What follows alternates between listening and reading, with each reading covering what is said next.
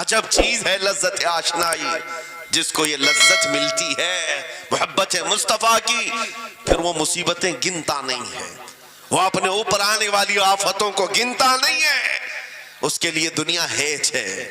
عزیزان گرامی وقار، آپ کو پتہ ہے وہ صحابہ اکرام رضوان اللہ تعالیٰ علیہ مجمعین جن کی زندگیاں، جوانی کی زندگیاں بڑی عزیز ہوتی، ہر آدمی جوانی میں عیش کرتا ہے، مگر مدینے کے ان جوانوں کو ہم نے دیکھا ہے آج شادی ہوئی، آج دلہن کو گھر لایا ہے، دلہا اپنی دلہن کے ساتھ سہاگ رات میں مصروف ہے، لیکن جنگ کا بگل بج گیا، باہر مدینے میں آواز آنے لگی، رسول پاک صلی اللہ تعالیٰ علیہ وسلم احد کے میدان کی طرف نکل پڑے ہیں۔ یہ آج کا دولہا اپنی دلہن کو بستر پر چھوڑ کر نکل پڑتا ہے اور جا کر رسول پاک صلی اللہ علیہ وسلم کی جماعت میں شریک ہوا۔ جانتے ہو وہ خاتون بھی ایسی نہیں تھی کہ پیر پکڑ لے، کہاں سہاگن کو ابھاگن کیے جا رہے ہو، میرا کون ہوگا اس کے بعد، نہیں، خاتون نے کہا جاؤ اللہ حافظ، اگر سلامتی کے ساتھ آ گئے فخر سے غازی کی بیوی کہلاؤں گی، اور اگر شہید ہو گئے تب بھی فخر کروں گی کہ شہید کی بیوہ ہو۔ رسول پاک کے معاشرے کے ان مثالوں کو تمہارے سامنے رکھ رہا ہوں جنہوں نے لذت آشنائی پالی تھی، حضور کی محبت کا مزہ لے لیا تھا۔ وہ صحابی رسول جوان دولہا میدان جنگ میں شریک ہو گیا، لیکن گھمسان کی جنگ میں شہید بھی ہو گیا۔ ایک رات کا دولہا شہید ہوا ہے جس کو اللہ کے فرشتوں نے غسل دیا تھا، حضرت حنظلہ غسیل الملائکہ۔ اور آپ کو پتہ ہے ایک نوجوان جو کالے رنگ کے تھے، حضرت عبداللہ اسود ان کو کہا جاتا ہے، حضور کے پاس آئے، کہا شادی کرنا ہے، شادی کرنا ہے، عمر ہو گئی ہے۔ حضور پاک صلی اللہ تعالیٰ علیہ وسلم نے فرمایا کچھ ہے مہر دینے کے لیے، کچھ پیمال ہے، کہا کچھ ہے نہیں، کہا مہر کے لیے پیسے لے آؤ، شادی کرا دی جائے۔ اور اس کے بعد انہوں نے ادھر ادھر کیا، پھر حضور نے ہی ان کے لیے مال جمع کرنے کا انتظام کیا حضرت عثمان غنی کے ذریعے سے، ان کو مال دیا گیا، پیسہ دیا گیا، کہا جاؤ گھر کو بنا لو، سامان لے آؤ اور مہر کے پیسے جٹا لو، شادی کا سامان خریدو، مدینے کی انصار کی کسی بیٹی سے تمہارا نکاح ہو جائے گا۔ وہ نوجوان عبداللہ اسود غریب صحابی ہیں، غریب صحابی، اور کالے رنگ کے تھے، انہوں نے شادی کا سامان خریدنے کے لیے مال تو جٹا لیا، بازار میں تھے، اعلان ہو گیا اللہ کے رسول صلی اللہ علیہ وسلم جنگ میں تشریف لے جا رہے ہیں، اچانک مشرکین کا حملہ ہوا ہے۔ یہ جو نوجوان ہے شادی کا سامان خریدنے گیا تھا، جا کر گھوڑا خرید لیتا ہے اور ہتھیار خرید لیتا ہے، اور اس کے بعد جو زرہ ہوا کرتی تھی، لوہے کی ٹوپی، لوہے کا لباس سب خرید لیا، اور جتنا من تھا جو کبھی نہیں پہنا تھا وہ سارے ہتھیار خرید لیے، اور سج سنور کر گھوڑے پر بیٹھ کر کے آ گیا۔ جب میدان جنگ میں صفیں لگ رہی تھی شریک ہو گئے۔ ان کو تو غریب صحابہ میں شمار کیا جاتا تھا، ان کے پاس کبھی کوئی ہتھیار نہیں تھا، نہ کوئی تلوار، نہ کوئی ٹوپی، نہ کوئی گھوڑا۔ صحابہ ان کی طرف دیکھ کر سمجھتے ہیں کوئی بڑا پہلوان ہوگا ہم میں سے جس کو ہم نہیں جانتے، لیکن جب جنگ میں وہ اڑ گیا تھا بڑے بڑے شیروں کے پیر اکھڑنے لگ گئے تھے۔ نبی پاک صلی اللہ علیہ وسلم نے عین دوپہر کے وقت صحابہ سے پوچھا کون ہے یہ جو لڑ رہا ہے، یہ بطل جلیل کون ہے، یہ چہرہ بھی چھپا ہوا ہے، پوری لوہے کی ٹوپی پہنا ہوا ہے، پورا جسم بھی چھپا ہوا ہے، قیمتی لباس ہے اس کے اوپر۔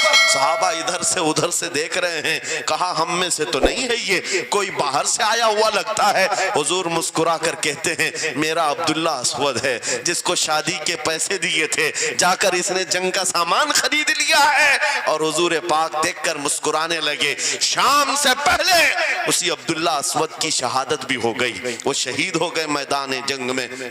جانتے ہو نبی کریم صلی اللہ تعالیٰ علیہ وسلم خود چل کر تشریف لائے اور ان کے سر سے زرہ اتاری، ٹوپی اتاری، خود کو اتارا اور اپنی گود میں ان کا سر رکھا، ان کے چہرے سے مٹی کو صاف کیا۔ صحابہ کہتے ہیں اس قسمت پر قربان جائے، حضور کی گود میں ان کا سر دیکھ کر کے ہمیں رشک ہونے لگا۔ پھر حضور فرماتے ہیں من المؤمنین رجال صدقوا ما عاہدوا اللہ علیہ، مومنین میں سے کچھ بندے ایسے ہیں جنہوں نے اللہ سے کیا ہوا وعدہ پورا کر دیا ہے۔ میرے عزیزو یہ کٹ گئے، ختم ہو گئے، اپنے کو فنا کر دیا۔ کون سی چیز تھی جو انہیں میدان میں لے آتی تھی؟ کون سی چیز تھی جو انہیں بستر سے اٹھا لاتی تھی؟ کون سی چیز تھی جو بازار میں شادی کے سامان خریدنے سے بدل کر وہ ہتھیار خریدنے پر آ جائیں؟ ارے جنگ میں جانا کوئی کرکٹ اور فٹ بال کا میدان نہیں ہے، ہتھیلی میں جان لے کر کے جانا ہے۔ اچھوں کے حالات خراب ہو جاتے ہیں، ایک ڈنڈا دیکھ لیں، لیکن وہ نبی پاک صلی اللہ علیہ وسلم کے ساتھ ایسے نکل پڑتے تھے جیسے لگتا ہے روز کا کام ہے۔ یہ کون سی چیز ہے جو انہیں لاتی تھی؟ وہی اقبال کہتا ہے عجب چیز ہے لذت آشنائی۔ میں یہ سب مثالیں رکھتا ہوں اے نوجوانوں، پھر تم سے پوچھتا ہوں کیا لذت آشنائی تمہیں بھی ملی ہے؟ حضور کی بارگاہ میں اپنے آپ کو فدا کرنا یا اپنی دنیا کو ٹھوکر مارنے کا جذبہ کبھی آیا ہے؟ ایک خاتون حضور کے دربار میں آئی، جب حضور صلی اللہ تعالی علیہ وسلم کسی میدان کی طرف جا رہے تھے، وہ بھی جنگ کا حال تھا، کئی جنگیں لڑی گئی ہیں۔ ایک خاتون آئی 1.5 سال کا بچہ لے کر، کہا یا رسول اللہ مدینے کی ساری مائیں اپنے جوان لڑکے بھیج رہی تھی، میرے گھر میں کوئی نہیں تھا، 1.5 سال کا بچہ ہے، میں اس کو لے آئی ہوں، اس کو قبول کر لیں۔ توجہ، ماں کا کلیجہ کیسا ہوتا ہے، ماں کی ممتا۔ 1.5 سال کے بچے کو لے کر آئی، کہا اس کو قبول کر لیں۔ حضور نے پوچھا اس کا کیا کریں گے؟ وہ خاتون کہتی ہے یا رسول اللہ میرے شوہر شہید ہو گئے اور میرے پاس سوائے اس بیٹے کے کوئی نہیں۔ ہاں مجھے اندازہ ہے میرا بیٹا چل پھر نہیں سکتا، تیر تلوار نہیں اٹھا سکتا، یہ جنگ میں جانے کے قابل نہیں، لیکن میں اس حصے سے محروم نہیں ہونا چاہتی جو مدینے کی ہر ماں لے رہی ہے۔ بس یا رسول اللہ میرے بیٹے کو آپ کسی مجاہد کے ہاتھ میں دے دیں، جب دشمنوں کی طرف سے تیر چلے میرا بچہ ڈھال کے کام تو آ سکتا ہے، میرا بچہ ڈھال کے کام تو آ سکتا ہے۔ عجب چیز ہے لذت آشنائی، عجب چیز ہے لذت آشنائی۔ جسے یہ آشنائی کی لذت ملی ہے اس نے مصطفیٰ کریم کے قدموں میں بچے بھی وار دیے، سب لٹا دیا ہے۔ ان کے لیے مال کی کوئی اہمیت نہیں تھی۔ آپ کو پتا ہے صدیق اکبر رضی اللہ تعالیٰ عنہ کے گھر ایک بار رسول کریم صلی اللہ علیہ وسلم تشریف لائے اور وہ اس وقت عبادت میں مصروف تھے، اچانک حضور کریم اکرم صلی اللہ تعالیٰ علیہ وسلم گھر جیسی آئے، دروازہ کھلا، حضور سیدھے ایک کمرے کی طرف گئے، وہاں ایک صندوق رکھا تھا اور اس میں کچھ مال تھا۔ حضور اکرم صلی اللہ تعالیٰ علیہ وسلم نے اس صندوق سے مال کو اٹھایا، حضرت ابوبکر صدیق مسکرائے اور کہا شکرن للہ، اے اللہ تیرا شکر ہے۔ حضور پاک نے ان کے مال کو جیسی اٹھایا، کہتے ہیں میں ابھی اللہ کریم کی بارگاہ میں دعا یہی کر رہا تھا، اے مولا بس تو اتنا کرم کر دے تیرا رسول میرا پورا مال اپنا سمجھا کرے، اپنا سمجھ لے۔ وہ اپنے آپ کو سب لٹا دیتے، پھر کہتے میرے عزیزو عجب چیز ہے لذت آشنائی، جسے یہ مل گئی ہر مصیبت اسے چھوٹی لگتی، ہر مصیبت ہلکی لگتی ہے۔ اب آؤ میں تم سے پوچھتا ہوں، یہاں تھوڑی سی تکلیفوں پر بلبلا اٹھتے ہیں، تھوڑی سی تکلیف کیا آئی کہ تتر بتر ہو جاتے ہیں۔ تمہارے آج اتحاد کو دیکھنے کے لیے آنکھیں ترس گئی ہیں، ہمارے اختلافات اتنے بڑھ گئے، اتنے بڑھ گئے۔ ایک جماعت ہے، ایک سنیت ہے، ایک مسلک ہے، لیکن ایک دوسرے سے مصافحہ کرنا نہیں چاہتا، ایک دوسرے سے گلے ملنا نہیں چاہتا۔ علماء کی جماعتیں الگ، پیروں کی جماعتیں الگ۔ کیا یہ جینے کے سلیقے ہیں؟ کیا تمہیں لذت آشنائی نہیں ملی ہے؟ نبی کریم صلی اللہ تعالیٰ علیہ وسلم کی آشنائی کی لذت جسے ملتی ہے وہ نفس کو مار دیتا ہے، اس کے پاس سوائے حضور کی نسبت کے کسی چیز کا خیال نہیں ہوتا، کسی چیز کا خیال نہیں ہوتا۔